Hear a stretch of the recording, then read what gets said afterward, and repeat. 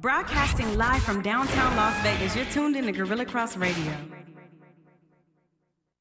Yo, you tuned in to Guerilla Cross Radio.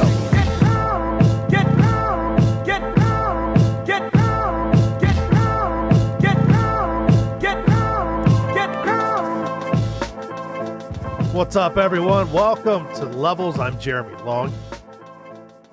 We're coming to you live at the Guerilla Cross Studios here in downtown Las Vegas, right off of Fremont Street, where they had the little light shows. You know, if you've ever come down here, you're probably used to the 3-foot-long beers and things like that, margaritas you can get in the plastic cups. But no, we're not doing that right now. We're gonna have some fun here. I'm usually joined by my co-host Cassandra Cousineau. But that is not Cassandra Cousineau. That is my good friend, Michael Price. MP, how the heck are you this evening? I thought we were doing our other show still. What the hell, man? You lied to me, too. No, I'm doing good, dude. Yeah, you got to mix it up a little bit. No, I'm excited to be here, man. It's a great show. I look forward to listening to it and, down the road being a part of it in different segments. So, dude, let's get it on. Man, I'm happy. I'm happy you're here, man. That Mills Lane thing I did right there. Yeah, let's get it on, man. And of course, producer extraordinaire Quan59 over here dropping beats, doing our thing. Yeah, man. Yeah, we're gonna have a good time. This show is kind of like the Final Countdown, only it's a little more concussive because we're gonna deal with boxing, mixed martial arts, all combat sports. So if you have anything to say, you're a boxing fan, you're a mixed martial arts fan, be sure to hit us up at any time. 702-608-3259 is the call-in number. You can call in at any time. Give us your thoughts. We're going to start where we always start, and that's the UFC. Man, UFC Fight Night this past weekend saw a lot of good action. I know, Mike, you played some catch-up with you. You didn't get to see it live. You played some catch-up. Overall, I mean, looking at the main card, Mike, what'd you think going back and looking at the action? Man, it was a great fight. Didn't know what to expect. Didn't go as long as I thought it was going to go because it told me it was going to be 18 minutes long. That was more the walkouts. Right. That was the walkouts. And then, when I looked at it, it was, it was a great fight. Is it Hermanson? Is that how you pronounce it? Hermanson. Yeah, Hermanson, he did his best to try to get Kinnear or Jarrett down on the ground. Couldn't get him down in the beginning of the fight. Looked like he expended a lot of energy, and then at the end, he caught those hands. The main events on Jared Cannonier and KO Jack Hermanson in the second round. 29 seconds to the second round. Yeah. And like you said, Jack did have some early fight success, even getting a nice suplex on Cannonier, putting him on his back. But he showed Cannonier has hit a different level. This is a guy who used to fight at light heavyweight, I believe, and has dropped down to middleweight and has found a new level to his career. This guy he has concussive power in those fists, because we saw with Jack Hermanson, he came in a shot early in the second round and caught a short uppercut. Crushed him. Put my man. You ever do that where you look, you just turtle up, like you deal with something, you just turtle up and you're just like, oh my God, this hurts so bad. Yeah, that looks like what Jack was saying. He was like, yeah, no more of this. He didn't even offer any kind of defense. He just turtled up and said, hey, please stop punching me in the head. Quan, did you happen to catch these fights, my man? I did not. I think he was heavyweight before. I'm not sure, but I saw Was he heavyweight? He was up there. I know he was a big dude, but I saw his before and after picture of, when he was a heavier weight than he is now, man. And like the difference is amazing. Yeah. But he won the fight, and it kind of killed my skepticism of UFC fighting in other countries, because they've been fighting in other countries. Right. And every fighter from the other country wins, because I know they're trying to build up UFC around the world, and it was a little skeptical, or I was a little skeptical of it. So I was kind of happy to see the non-hometown boy win this fight. Yeah, I always like it when fighters. It's something about, I like it when fighters can go into an arena that's really jacked to see their hometown guy and get silenced. Yeah. They silence the whole arena. I love that. I don't know why. Like in football and stuff like that, I'm like, basketball. I kind of feel bad. Yeah, but in fighting, I'm like, I love it so much. I absolutely eat it up. Cannonier is on now a 3-fight win streak. wins against the legendary Anderson Silva, the journalist, much respected journalist, Anderson Cooper, and David Branch, of course, the longtime champion, David Branch. And yeah, So, UFC 182, he did fight at heavyweight. he did fight at heavyweight. Okay. Thought it was light heavyweight, but no. So a heavyweight fighter coming down, almost like Anthony Rumble Johnson, when he Rumble would try to make welterweight. Yeah, You know, like stop it, dude. huge guys coming down, cutting all this weight. But right now, it's working for Jared. In the last 3 years, he was a light heavyweight. So Yeah. he went down from that. So there you go. I was technically right, and that's the best kind of correct. It's technically. Yeah, but looking at the fight, when I was looking at Hermanson, I know I've seen him fight before, and he's a really technical fighter. And it looked as if he was going to be able to impose his technique onto Cannonier, but I don't know if he got winded, but it just seemed like he just started going, all right, this isn't going to work. And like you said, Cannonier put that uppercut on him, Right. and I actually thought that Hermanson was going to be able to get up, and then all of a sudden he was just soaking those punches in on the ground, and then when the ref stopped it, he didn't move.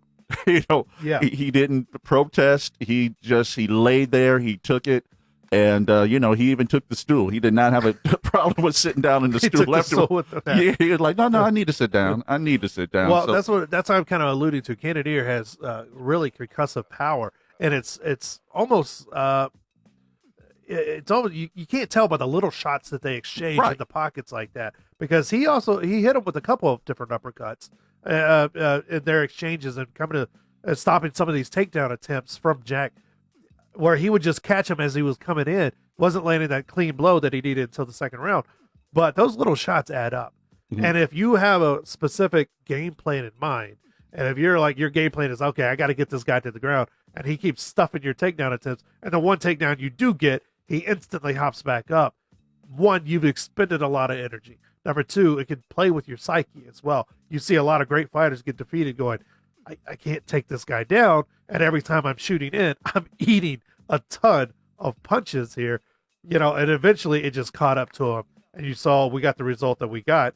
And Cannonier, like I said, moves to a 3-fight win streak. He might be a fight maybe 1 or 2 fights away. He puts it together for as a middleweight title shot. What do you think? I could see that happening. The middleweight title also, being defended this weekend. Robert Whitaker and Israel Adesanya. So I could see, a couple more wins. I could make the case. You could make the case for Jared Cannonier hopping in there and getting a title fight.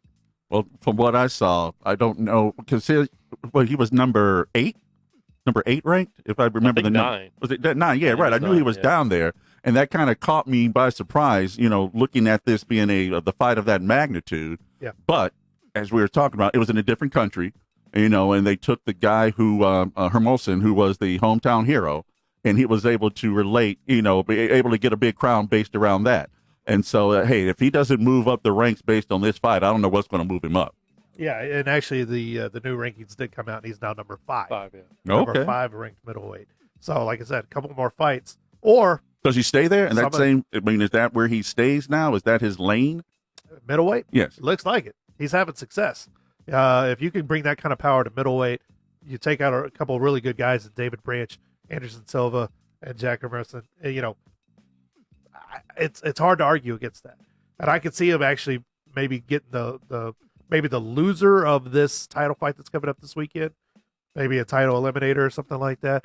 And if he wins that, maybe getting the title fight. But hats off to him, man. I've actually chatted with Jared a couple of times. Really cool dude. Really cool guy. Just very laid back. But he'll put those damn hands on you. I'm sure he would. In Bellator 228 was live from the Forum in Inglewood, California. One of these. Don't know if it was the best fight that night in Inglewood. But I don't know. Probably not. Probably not. I have stories from Inglewood, but I won't get into that right now. We saw Musasi taking on Lyoto Machida, kind of a replay from their fight in 2014 in the UFC. Both guys at that time in the UFC, high-level guys. Lyoto Machida comes out with that victory in 2014. This time, Machida would be on the other end of a split decision loss to Gegard Mousasi.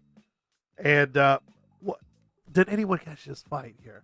I didn't catch the fight, but let me ask you a question. Did he really get revenge? I mean, and not to take anything away from Bellator, but obviously it's in what my considerations, a step down as far as the rankings or the fight is concerned. So yes, he won, but did he really? Do you understand what I'm saying? Yeah. That's what I was going to get into, man. I'm sorry, man. No. It's a good point. Did he actually win? Because it happens a lot, especially in fighting. Guys, athletes, they drop off real quick. Right. A half a second difference in the time it takes you to throw a punch or avoid a punch or whatever can mean everything in this in combat sports. And you're starting to see these two guys who have been top level for so long, champions, across the board. It's kind of like in football, right? You got two teams. Now, what did we just see here? Are both of these guys really high level? They canceled each other out, or are these guys starting to show their age? I mean, Machida's 41, exactly, 40, 41. Musasi is not far behind. I mean, and in the fight world, that's old.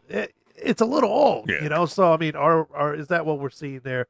But oh man, it hurts me a little bit because Machida's probably been one of my favorite fighters. He's a legend, but he's been one of my favorite fighters. And to watch I'm sure a lot of people who were fans of like the Iceman or BJ Penn now, you were fans of him. You see these guys, you're like, oh man, just stop. Yeah, stop. You don't ever want it to happen. You don't want your the people you like to watch get old or whatever, or maybe you're a Madonna fan and now she's on stage wearing those outfits and you're like, oh my God, just stop it, woman. Stop it, go please. home. Go to your children. It hurts everything, my eyes, my heart. Well, hell, we talked about it. A friend of the show, Frank Mir.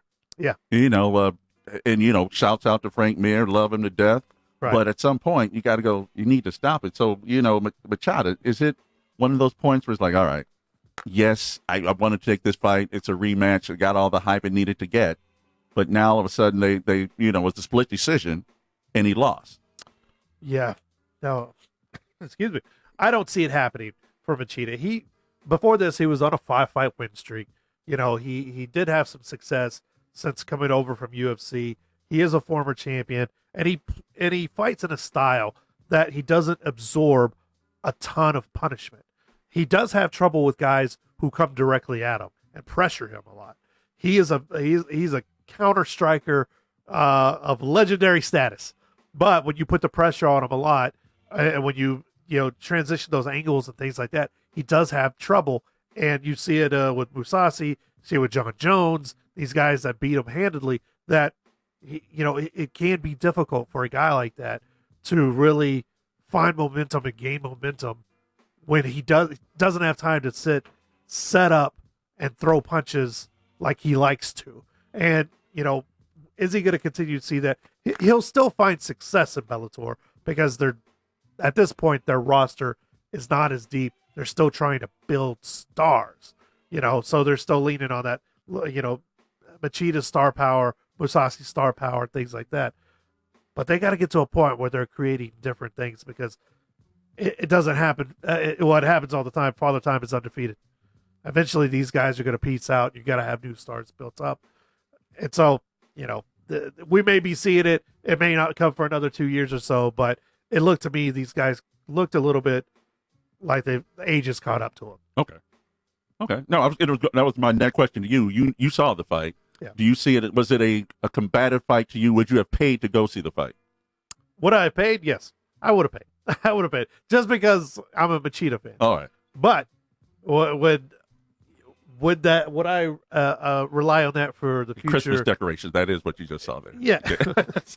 Looking at this, what are we doing here? This Christmas the decorations hell with Halloween, going on. the hell with Christmas Thanksgiving. Right. Yeah, it's okay. There's stuff going on here. People are moving stuff around. But, I would pay because I would love to see these guys before they retire. Kind of like, if I could have paid to see a Dan Henderson fight before he retired or something. One of my all-time favorites, or a Chuck Liddell fight in person or something like that. I would have paid to see that. If you can roll Chuck out today, I'd probably go see him. But what would you pay for what was Chuck Liddell versus Tito Ortiz? No, that was Last just, year. Last year. Would you pay No. top dollar for that? No, I was just joking when I said roll him out. Absolutely not. Yeah, Eh, no, you it wouldn't was do that. garbage. I don't, It was- you know, and I don't people want him to did. get hurt. People did, and he did get hurt. Yeah, I don't want people to get hurt. Ah, man, it hurts my heart, man. Chuck Liddell. But yeah, man. Eventually, they got to start making more stars, and it kind of leads me into my point of looking at Bellator and what they're doing. I think for all they do wrong, which the Kimbo Slice Dada 8,000 or whatever that dude's name was, you know, those kind of junky fights that they put on from time to time, just, you know, and you have these older stars main eventing, and Fedor's on his last legs and he's main eventing, and Frank Mir, who's a good friend of ours, you know, we love the guy, but you have these guys who have seen many battles, they've seen lots of fights, they're starting to age out of this. You got to start creating your stars, and I think that's where UFC is at the corner. They've had the corner on the market forever. You're starting to see a little bit more investment from Bellator and their young fighters. And most notably, Michael Venom Page, AJ McKee, James Gallagher, who is Conor McGregor's protege. Okay. I saw a brilliant moment a couple of weeks ago when they were in Dublin. Brilliant moment where Gallagher wins his fight in like 35 seconds or something like that. He instantly jumps over the rails. And whose arms does he fly into? Conor McGregor. No way. Instantly. Never saw that coming. Absolutely. Man, I loved it. I was like, that's a great marketing moment right there. And the pictures were all over social media. And of course, it's Bellator, you know, and everything. And they're like, oh, you know, Conor McGregor's here with his protege. Lots of eyeballs. Yeah. No. I love that. I love that it's, you know, even if you didn't know who this guy was, and maybe you're just maybe a fringe UFC fighter, you see it in Buffalo Wild Wings or something like that. Most people who have any kind of small understanding of these sports knows who Conor McGregor is. Oh, that's how definitely. big his star is. Yeah. So when you can put your young star in with a guy like Conor McGregor and give him that pro wrestling term, that rub, then you're creating someone that is can't miss. He's already almost can't miss.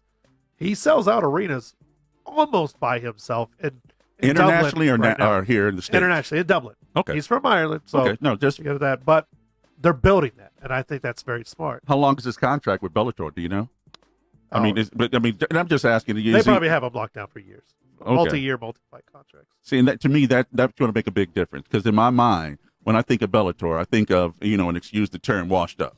You know, I think about fighters who have had their day, so they need to find another payday, so Right. they go to Bellator. Right. So in order for Bellator to have the prestige that I give the UFC, they are going to have, you know, the James Gallaghers in the world be their light and come. And then they're going to need to have some more. You know, they have to have every division. You know, I need to see a heavyweight fighter who's not over 40. You know, I need to see a middleweight, a light heavyweight fighter that's not over 40. You know, to give me a reason to want to watch, because I don't, you Right. know, the fact that Anderson Silva is still fighting out there is just, it blows my mind. It's like, dude, stop. Yeah. Just stop. You know, let's go on. People are still going to give you checks just because of your name alone. But I want to see this new blood. I mean, that's the reason they got me. Right. You know, John Jones was new when I started watching this, and that was Right. one of those intriguing things. Right. So for Bellator to step up, get to where I think they want to go, because they get the money. I mean, hell, God, I can't think of the Paramount.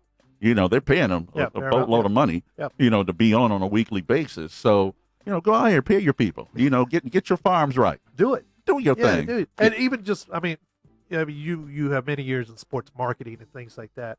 I mean, how important is that to constantly have that pipeline of younger stars come through? Because you know, in fighting, you're only as good as your last win. No, that's it, man. You know, you want to get brands. You're creating new brands. What they have been doing, and you can't, you know, knock them for it, is they've been taking brands that are already out there. They bring them over here, and then they shine those lights. The tournament that they had last year that Frank was involved in. Right. You know, the rise to the top of the heavyweights. You know, it was 5 guys who fought 10 years ago. You know, and again, and it's not a knock because they could all kick my butt. You know, but it's one of those things. You know, can you fight the John Bones? You know, can you fight the DCs of the world? Yeah. You know, those guys are still doing their thing. So, you know, hats off to them. You know, I look forward to seeing where they go with all their new stars and hopefully they tweak something. Right. Yeah, absolutely. And kind of looking at it too, last point on this is that, Bellator obviously doesn't do pay-per-view, so they're not really worried about pay-per-view buys at this point. They're more of like getting eyeballs on TV sets.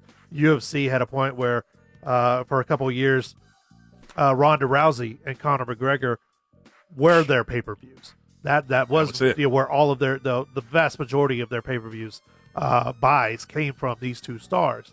And when Ronda got head kicked into the shadow realm, and when Conor McGregor wasn't fighting, those pay-per-views would fall off. So you need those kind of guys. You may not like Ronda Rousey, you may not like Conor McGregor, but as the tide brings everyone else up, and that's how Floyd fighters Mayweather. make more money and things like that. Yes, Floyd Mayweather and these guys like that. So you have to have those kind of stars to replenish and put back in the quiver, because without them, what are you? I don't know. You're nothing. You're some other group. Yeah, garbage. Yeah, we're gonna take a quick 30-second break here. Little music, a little read through, and when we come back, we're gonna talk some more boxing and stuff like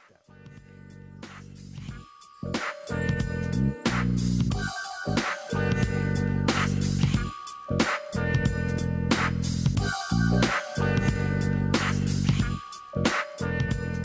Broadcasting live from downtown Las Vegas, you're tuned in to Guerilla Cross Radio.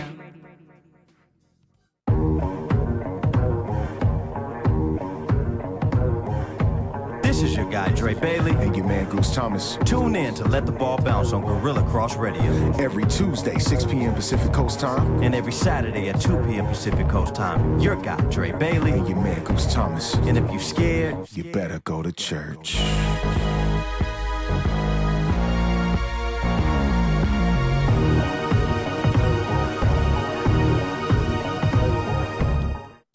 Yo, you tuned in to Guerilla Cross Radio. Welcome back to Levels. Jeremy Long, Michael Price, Quan59, the Guerilla Cross Studios here in downtown Las Vegas, having fun talking some MMA, talking about sports marketing, MMA. We're talking about some boxing. Love it. Now. Slip that one in there. Yeah. Sports marketing, folks. Well, yeah, it's very important. I think it's very important for all of these things. But it's so crazy, right? Because they don't have teams. The UFC is a brand, I guess. Bellator is a brand.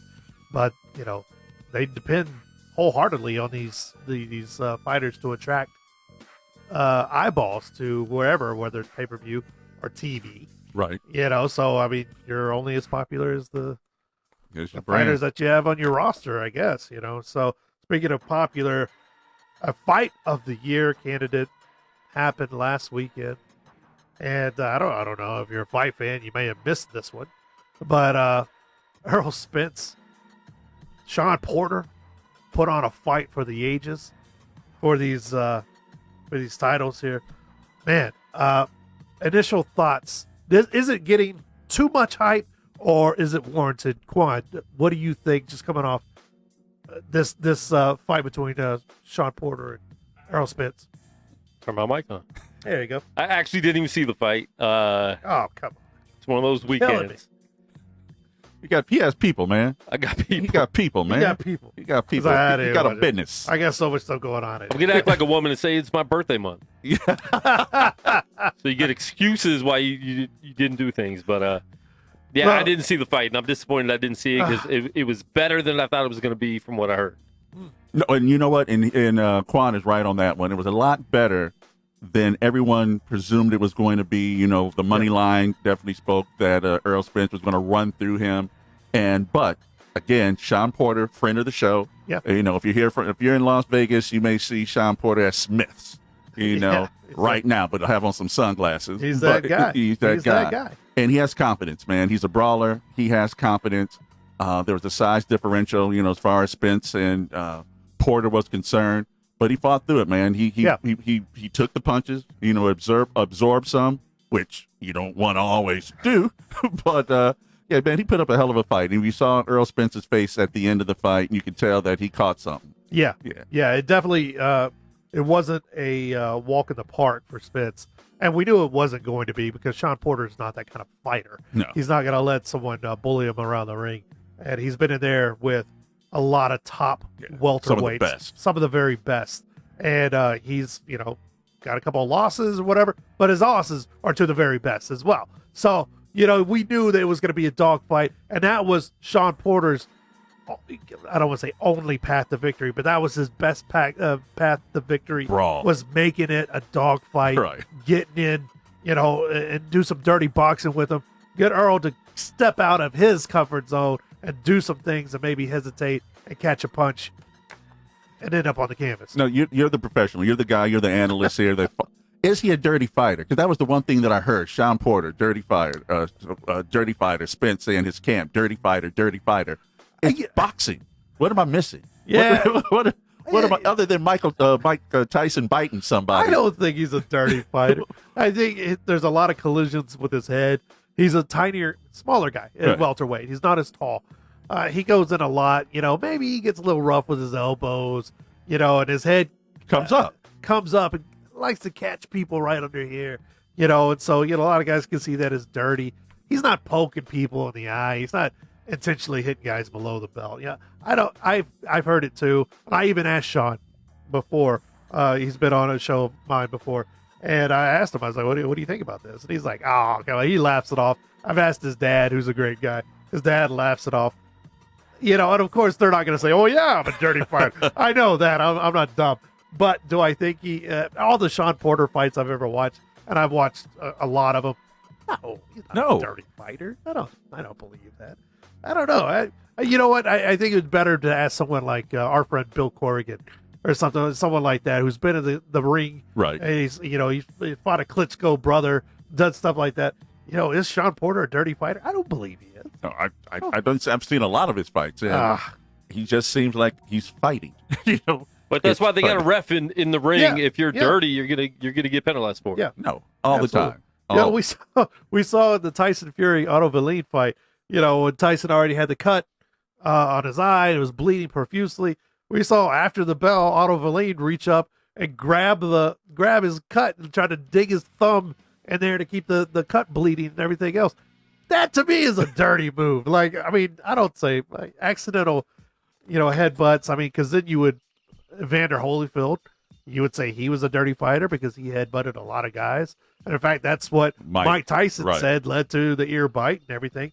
Him butting heads with guys, but that necessarily makes somebody a dirty fighter. I guess if they consistently do it, I don't know. Again, I would probably have to defer to someone like Bill Corrigan or, Roy Jones Jr. or some of these guys that, come in and out of our shows that, is this guy a dirty fighter or not?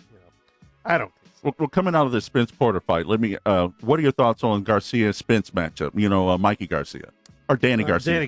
Danny Garcia, the bigger one. That was very awkward. Yeah. That was a very awkward thing. They set up this interview and have Danny Garcia sitting next to him. Yeah, I like it that these guys are professional enough that, it's not like the old days, the 80s and 90s where guys were jumping off of cars and cold cocking guys, at pressers.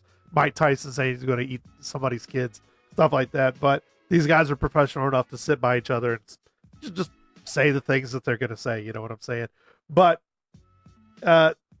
seeing this, Danny Garcia, has Danny Garcia done enough to fight the newly unified WBC and IBF welterweight champion? But doesn't he have a belt?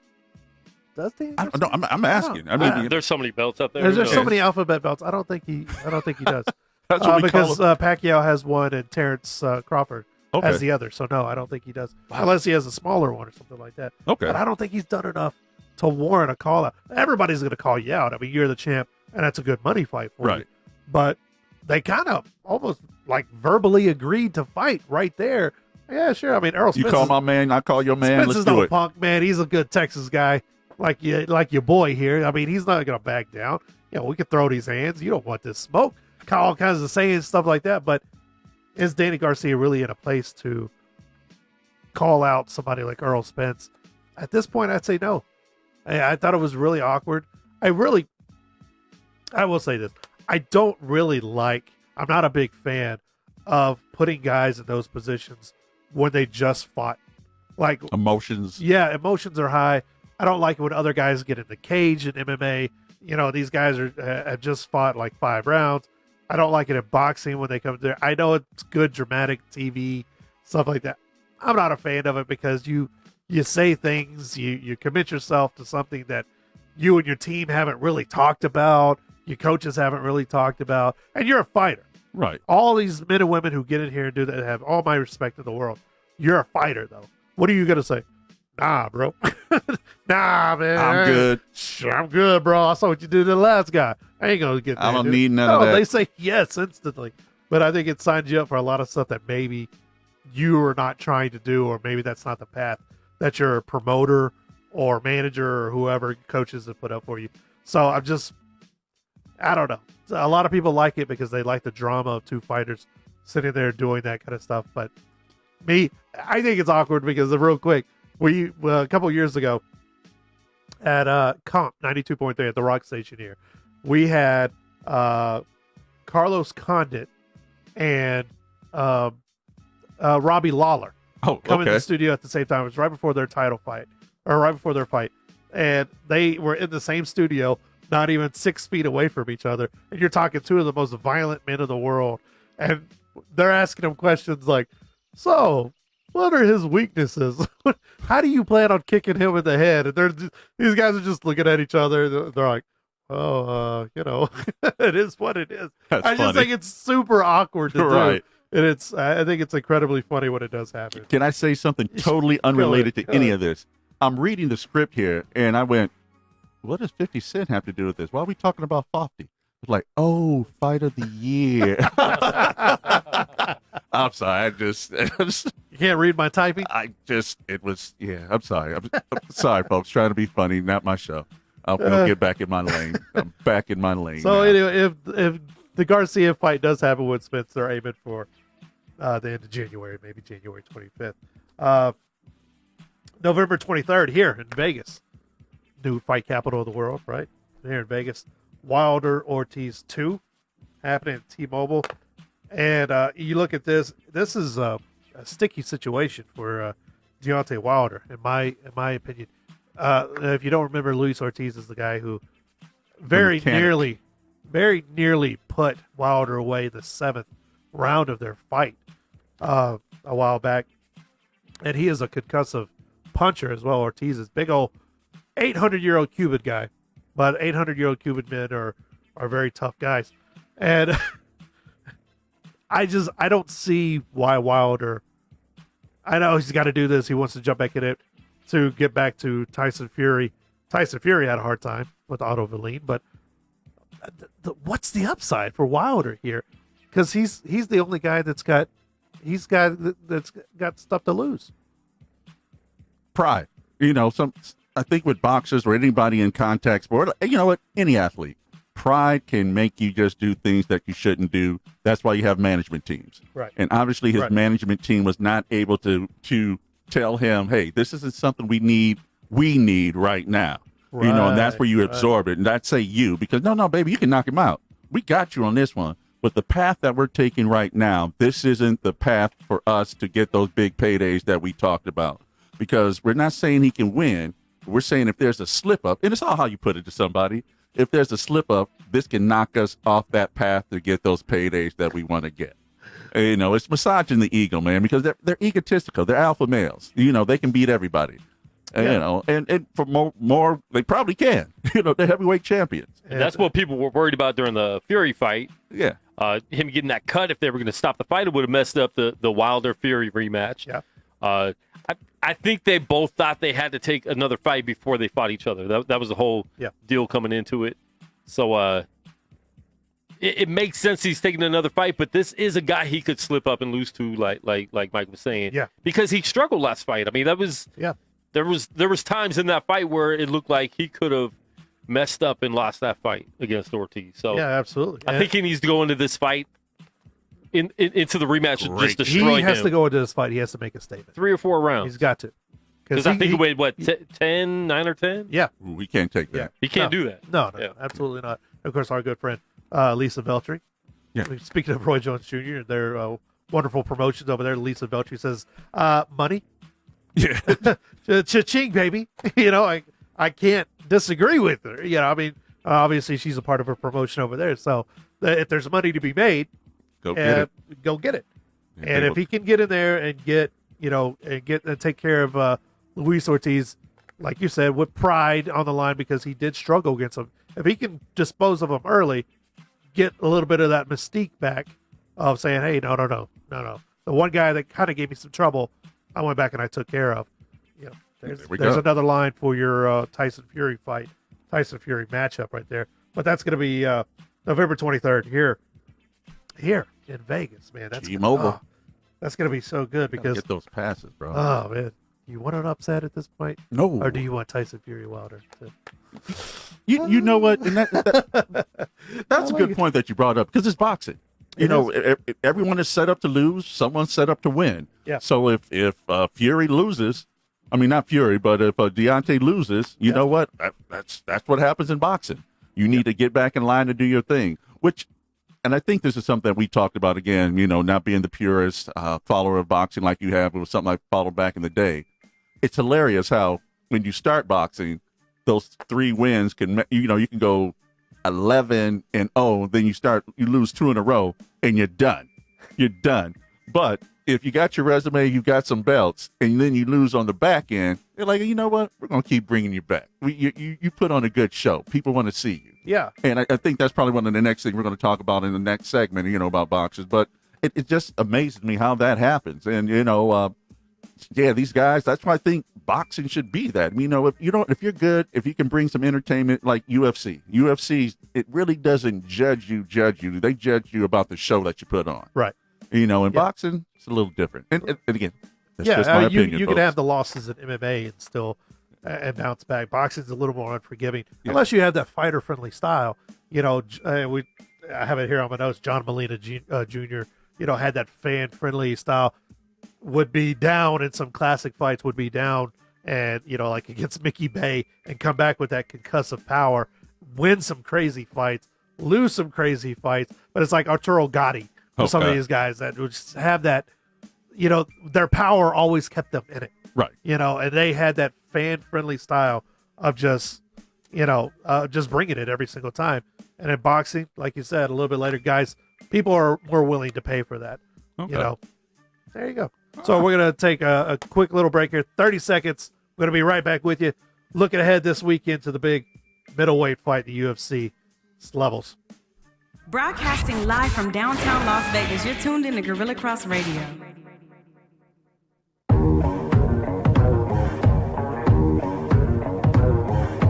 This is your guy, Dre Bailey. And your man, Goose Thomas. Tune in to Let the Ball Bounce on Guerilla Cross Radio. Every Tuesday, 6 p.m. Pacific Coast time. And every Saturday at 2 p.m. Pacific Coast time. Your guy, Dre Bailey. And your man, Goose Thomas. And if you're scared, You better go to church.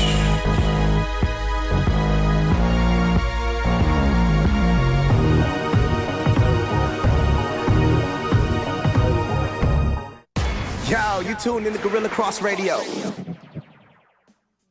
You scared? You better go to church. I see you laugh every time that plays. Yeah, he does, doesn't he? I do. I laugh every time. Man, Better go to church. because that's a very It's pretty aggressive promo. That's like, It is. if you're scared, you better go to church. Like, Ice Cube's gonna come Yeah. out and gank somebody or something like that, man. I promise we'll have more commercials soon. Oh, we definitely I will. love that show, though. I love that show. You can find that show right here on Guerilla Cross Radio. But it's just you know what, Mike? We need to write some super aggressive. Promos. Yeah, just totally against who we are as people. Just opposite of who we are as radio hosts. We can do that. It'd be like, you listen to this show, you gonna get these hands. We'll eat babies. Final countdown. Final day of your life. Yeah, about a day, I'm punching through Facebook. Things like that. Something. We need to get super aggressive. I think that's what. What do you fans are predict? Pain. at. Yeah. Yeah. Mr. T. Pain. Yeah. Speaking of pain, UFC 243 from Melbourne, Australia. This weekend, a great one.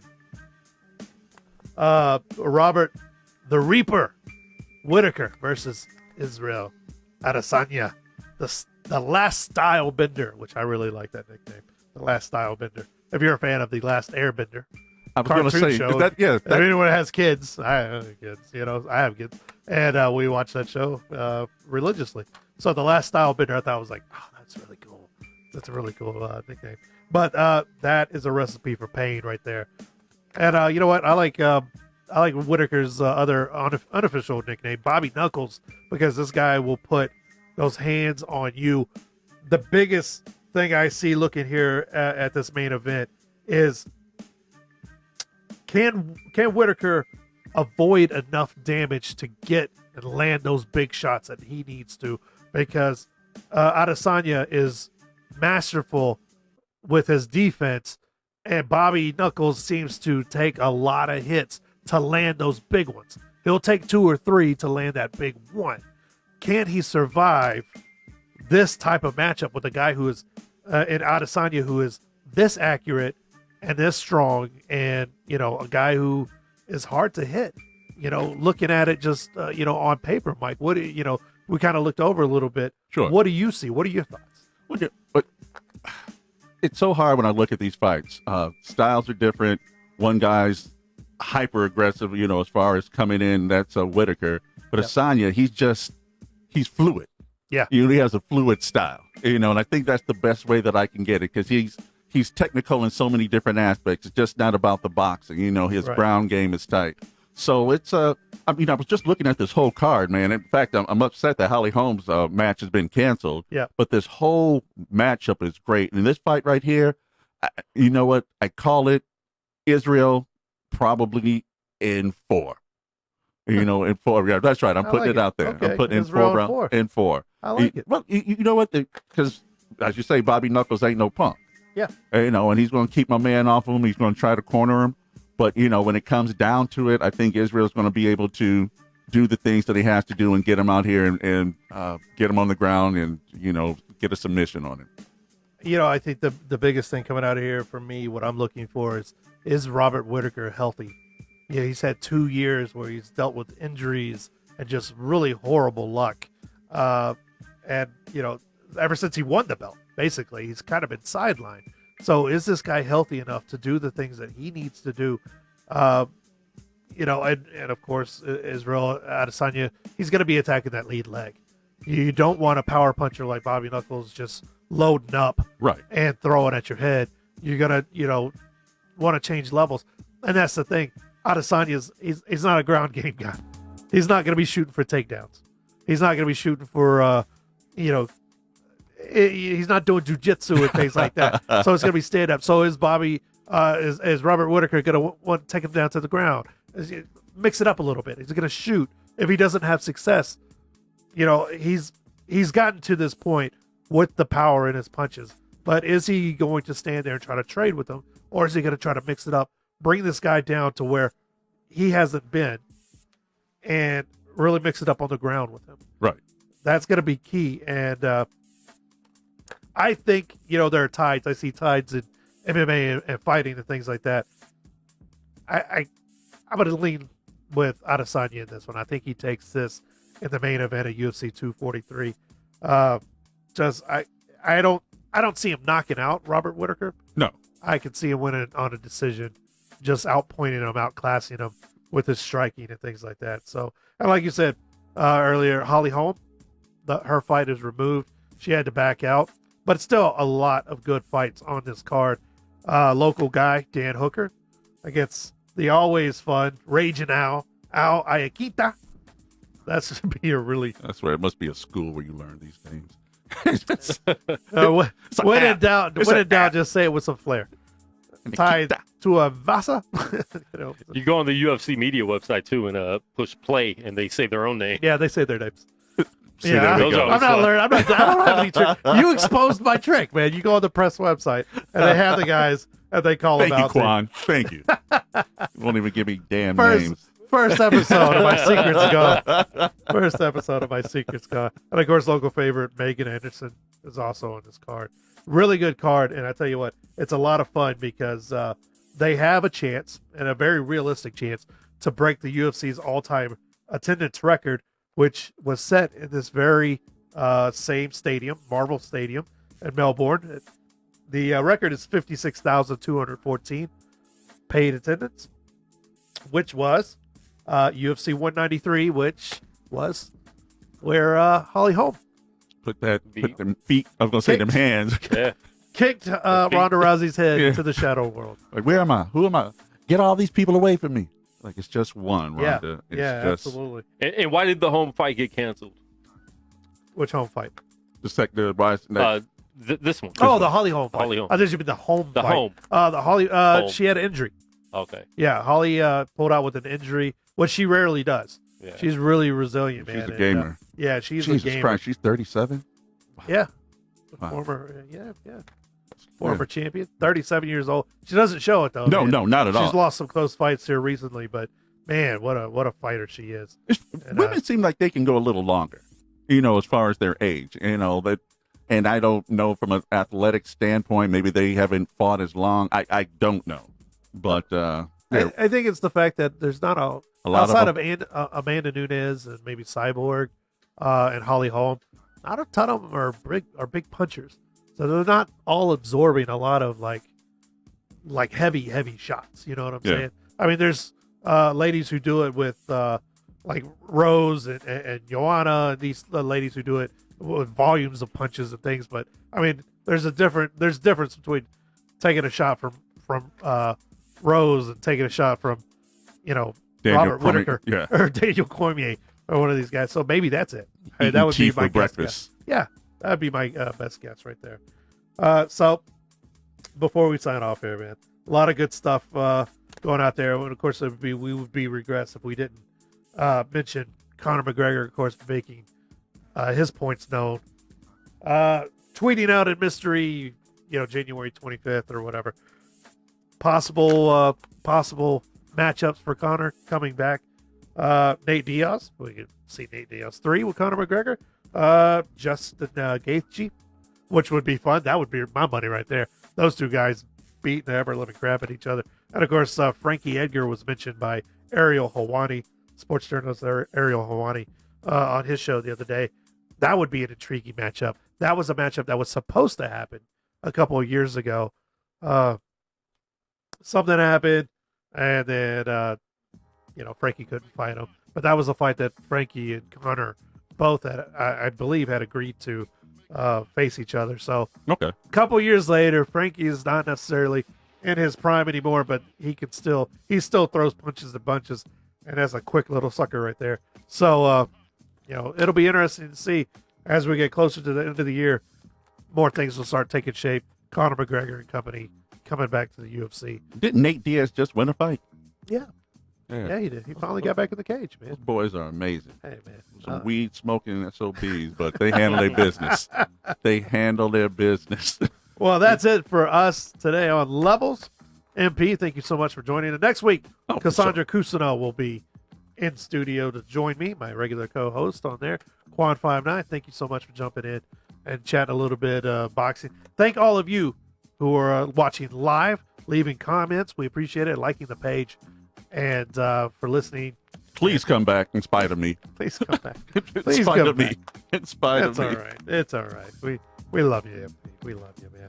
So for all of us here at Guerilla Cross Studios, Jeremy Long, Michael Price, Quan59, we'll see you next week. If you're scared, you better go to church. Be aggressive.